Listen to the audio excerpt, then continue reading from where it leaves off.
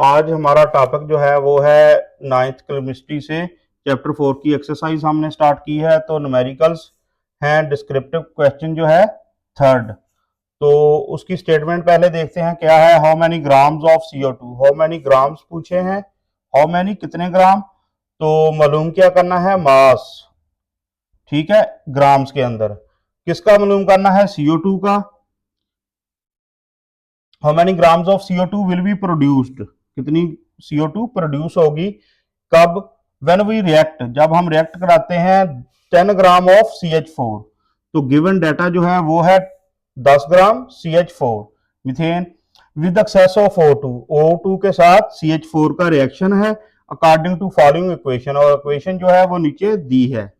इस इक्वेशन के मुताबिक 10 ग्राम CH4 कितनी प्रोड्यूस करेगी, CO2, और वो है mass, how many grams of CO2 produce होंगे। तो CH4 plus 2O2, CO2 plus 2H2O। तो ये बैलेंस इक्वेशन ये है इसकी।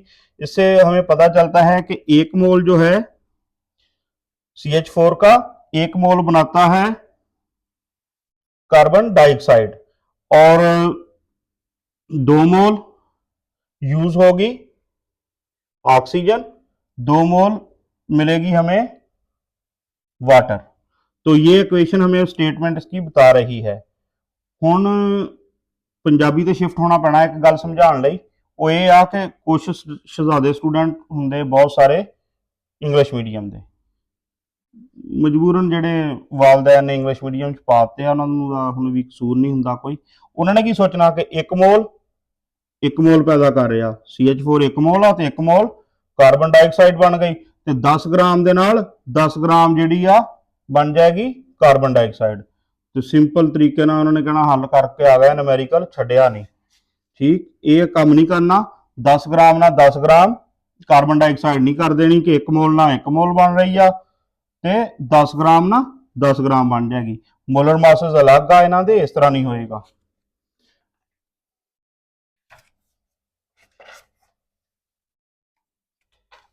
मास ऑफ CH4 गिवन क्या है हमें, तो वो है 10 ग्राम।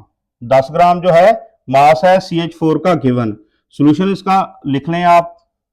मास ऑफ CO2 प्रोडक्ट के तौर पर जो CO2 है मास, वो मालूम करना है हमने।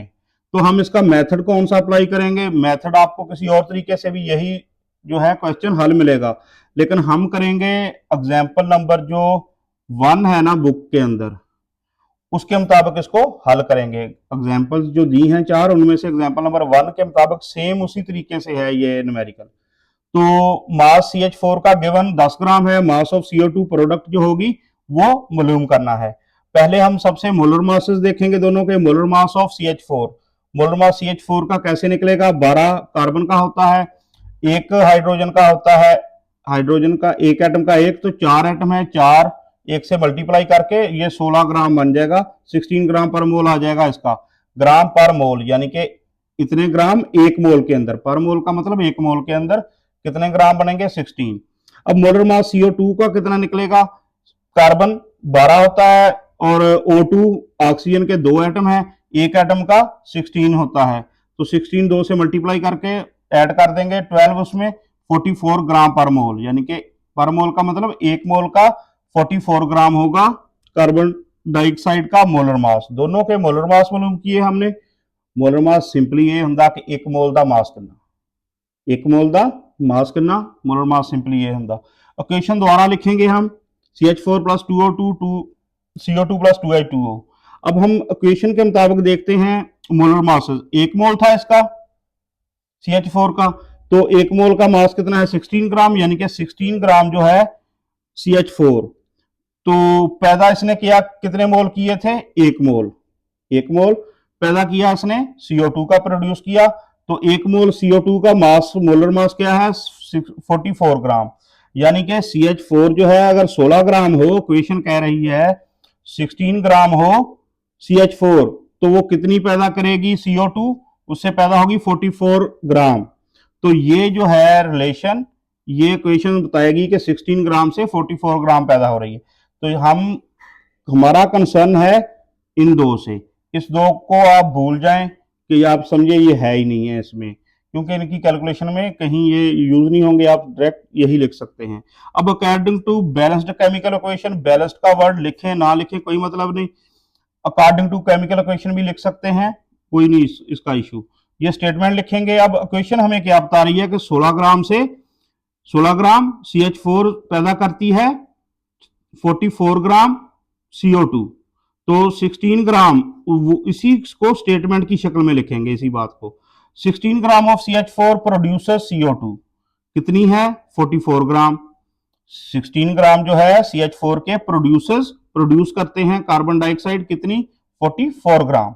अब 1 ग्राम कितनी पैदा करेगा, 1 ग्राम से कितनी पैदा होगी, 1 gram of CH4 will produce, वो पैदा करेगा CO2 कितनी 44 को डिवाइड कर देंगे 16 से, 44/16, ये 7 ग्राम लिख देंगे। अब हमारे पास 10 ग्राम है। अब गिवन स्टेटमेंट में गिवन मास क्या है CH4 का, 10 ग्राम से कितनी पैदा होगी। ये बात तो है पूरी की पूरी इक्वेशन के मुताबिक, इस इक्वेशन के मुताबिक ये स्टेटमेंट है। उससे हमने 1 ग्राम का कैलकुलेशन की। अब 10 ग्राम हमारे पास गिवन क्या है, वो है 10 ग्राम CH4, वो प्रोड्यूस कितनी करेगी CO2, विल प्रोड्यूस CO2 कितनी होगी 44/16। इसको हल करेंगे तो ये आएगा 2.7 या 2.75, ठीक। तो 44/16 इसको हल करेंगे, 10 से बाद में कर दो इसको मल्टीप्लाई, ठीक। तो ये आएगा 27.5 ग्राम।